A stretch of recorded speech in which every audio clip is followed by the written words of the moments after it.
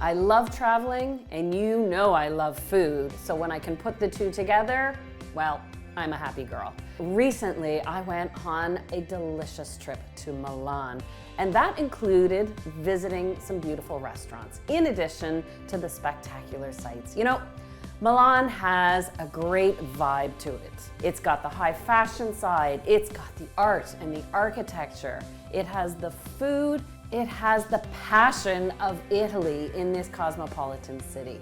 And so it's interesting, when I pick a restaurant to go to, I like fine dining, but I don't want it to be over the top formal. We discovered a fantastic restaurant called Ratana. It is just down the street from the Bosco Verticale, which is this amazing architectural feat.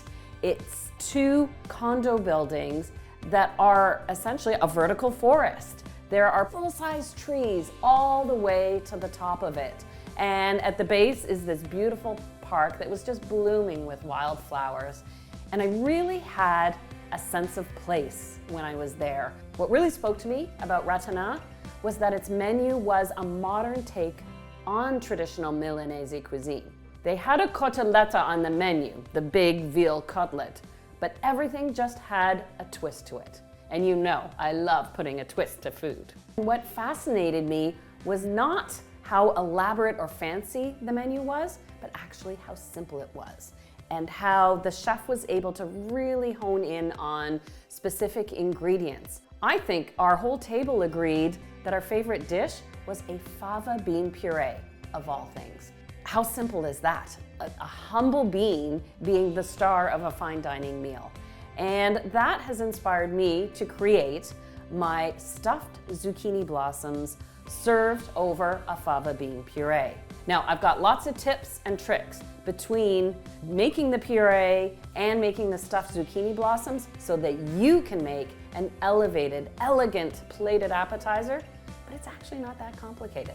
It starts with the fava bean puree, which, you know what, I have to admit, fava beans aren't in season here, and they're a bean you typically buy fresh, and you can buy tinned fava beans, but when you're dealing with a singular ingredient, you want it to be fresh. And so you could use garden peas if you wanted to in place of the fava beans. I've tested the recipe and it works deliciously. What I found I liked using is frozen blanched edamame beans. To get a really smooth puree, you want to use a high-powered blender if you want it, or at the very least, a food processor. Add your edamame, or fava, or peas to the blender, and then I'll grate into that a single clove of garlic. And then to really make this puree velvety and smooth, I add 6 tablespoons of extra virgin olive oil. Italian, of course. And then, except for cold water, that's it. A little bit of salt, and I'll add half of my cold water, and it really depends on what you're using. Are you using fava, peas, or edamame? How much water you'll use? But to smooth it out to a really thin, spreadable puree, not a sauce, but a puree, I'll add half the water, puree it, and then check the consistency. And as I'm blending, I'll add more.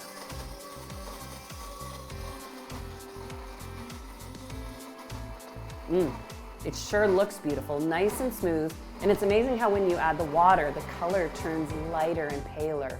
But that green really speaks to the spring that this dish is all about. I better taste it to make sure it's okay.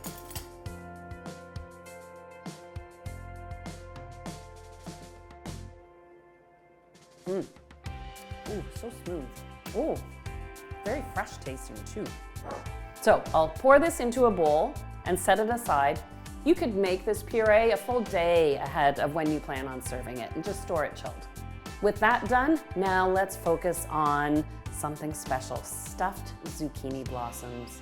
When I was walking through just a neighborhood market in Milan, because that is one of the things I like to do when I travel, is pick a neighborhood and kind of just get lost in it and discover the local hangouts, maybe a pasticceria to have a little pastry, stop and have a coffee. But this market had everything. Didn't matter that it was a drizzly day. The colors of the fresh produce just absolutely sparkled.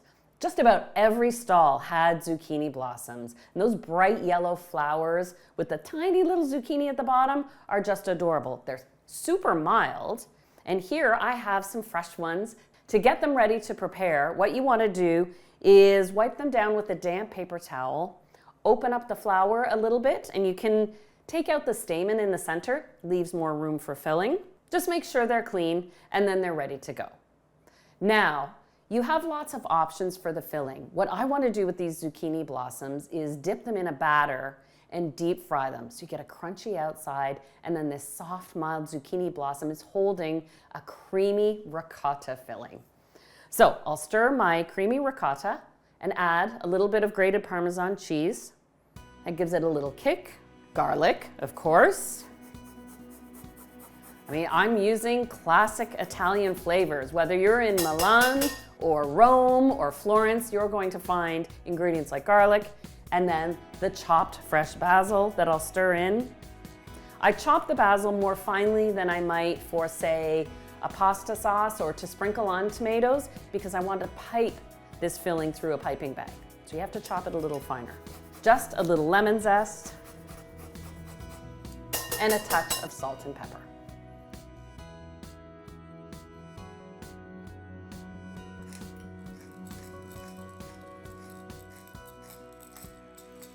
Give that a stir. I've got my piping bag fit with a plain tip, just so I can get inside the blossom without tearing the flower open. And a tip, when you're piping a filling into your zucchini blossoms, you don't want to overfill it, or it could expand and spill out. So I stop at the top where the zucchini blossom breaks into the separate petals.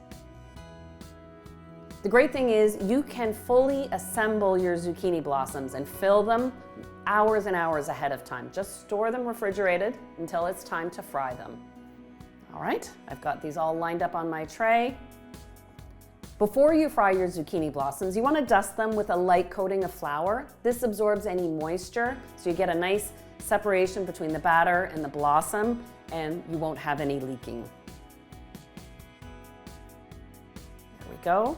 So I'll set these next to the fryer. And this batter is super simple.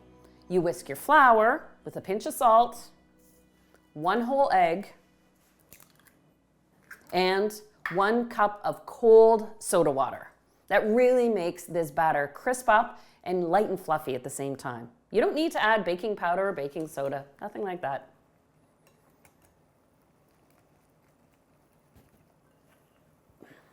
Okay.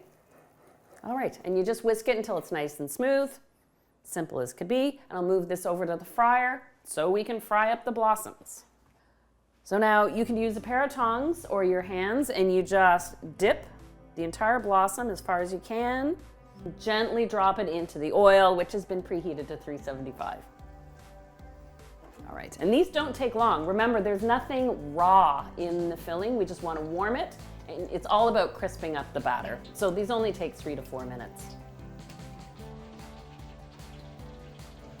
Okay, looking good.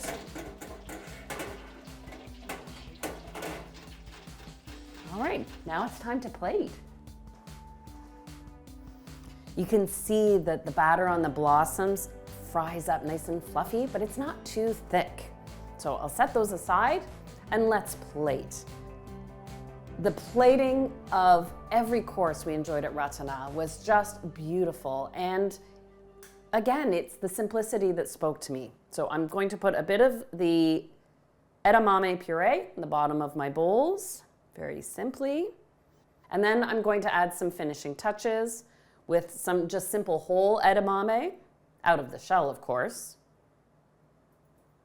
The garnishes should be a part of building the expectation in the dish. What are you going to taste? What's the texture going to be like?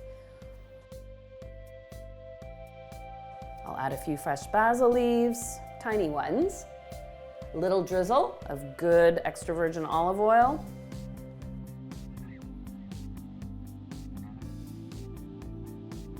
and then place those zucchini blossoms, 2 on each plate, on top.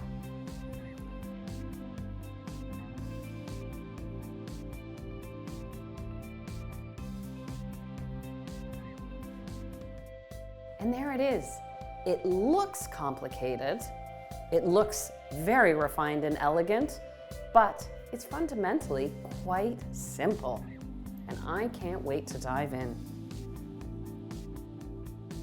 I want to make sure I get a little bit of everything in the first bite.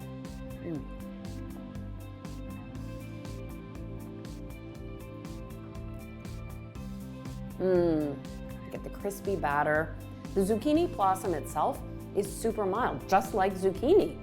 But that ricotta filling with its creaminess underneath against the sort of vibrancy of the edamame puree, this really hits the mark.